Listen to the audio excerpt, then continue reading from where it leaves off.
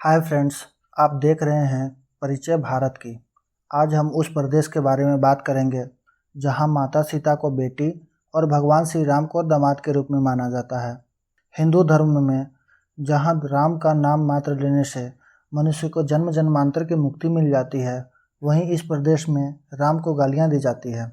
हम बात कर रहे हैं मिथिलांचल प्रदेश के बारे में। मिथिलांचल प्रदेश, जिसे मिथिला कहा जाता है, वो मिथिला क्या है? एक देश है, एक राज्य है, तो क्या है मिथिला?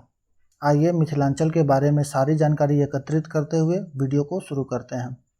त्रेता युग में मिथिलांचल एक राज्य हुआ करता था, जो उस समय काफ़ी प्रसिद्ध क्षेत्र था। आज भी मिथिलांचल को एक सांस्कृतिक क्षेत्र माना जाता है। इस राज्य का नाम उस समय के प्रतापी राजा मिथि के नाम पर पड़ा था। वेदों के अनुसार राजा जनक मिथि के पुत्र थे। अब बात करते हैं मिथिलांचल के विस्तृत भौगोलिक भूभाग के बारे में, जो पूरब में कोसी नदी से लेकर पश्चिम में गंडक, दक्षिण में गंगा नदी से लेकर उत्तर में महान हिमालय तक फैला हुआ है। मिथिला को कई नामों से जाना जाता है। मिथिला, विदेह, तिरहुत। रामायण के अनुसार माता सीता राजा जनक की पुत्री थी। सीता जी के जन्म की अलग अलग कहानियाँ प्रचलित हैं, जिसमें सबसे विश्वसनीय कहानी यह है कि कहा जाता है एक बार मिथिलांचल प्रदेश में भयंकर सूखा पड़ा था। उस समय वहाँ के राजा जनक थे। राजा जनक इस अकाल को दूर करने के लिए ऋषि मुनियों के पास गए, जहाँ उन्हें ऋषियों ने सलाह दी थी कि वे अपने राज्य में स्वयं हल चलाकर खेती करें। इसी सलाह को मानकर राजा जनक एक किसान की भांति खेतों में हल चला रहे थे, तो उन्हें एक बच्ची की रोने की आवाज़ सुनाई दी। राजा जनक उस बच्ची के पास गए। जनक जैसे ही उस बच्ची को गोद में लिए, उसी समय अकाल खत्म होकर बारिश शुरू हो गई। राजा जनक बच्ची को लेकर बांस के बने एक घर में गए। मिथिलांचल प्रदेश में बांस के बने घर को मरही कहा जाता है।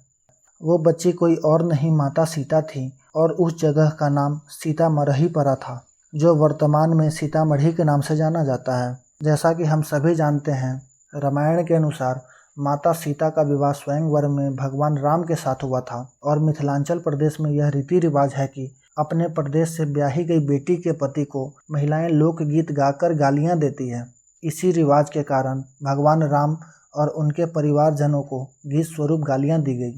आज के समय में अयोध्या में जहां राम जन्मभूमि पर भगवान राम के मंदिर को बनाने को लेकर विवाद चल रहा था, वहीं आपको जानकर हैरानी होगी कि माता सीता की जन्म स्थली सीतामढ़ी और राम सीता की विवाह स्थली नेपाल के जनकपुर धाम में सैकड़ों वर्षों से भव्य मंदिर का निर्माण है, जहां देश दुनिया से लाखों की संख्या में भक्त दर्शन करने आते हैं।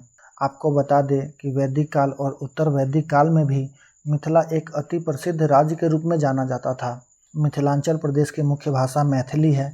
इस क्षेत्र में कुल मिलाकर 15 नदियाँ बहती है।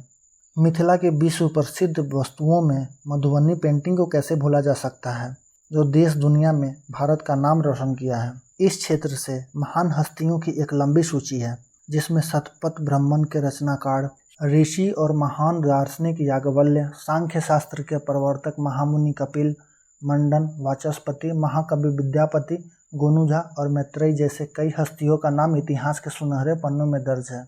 वर्तमान में singer Udit Narayan Jha, director Prakash Jha, actor Manoj Vajpayee, Pankaj Tripathi, लोक गायिका मैथिली ठाकुर जैसे कई लोग आज किसी पहचान के मोहताज नहीं हैं।